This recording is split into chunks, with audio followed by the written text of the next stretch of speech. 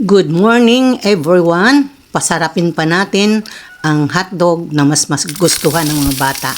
Yung hotdog na pala ay akin na yung pinakuluan at tinapon ko yung sabaw. At ngayon, medyo prituhin natin ng konti. Maglalagay ako guys ng sibuyas. Kakaiba ito guys, naluto ng hotdog.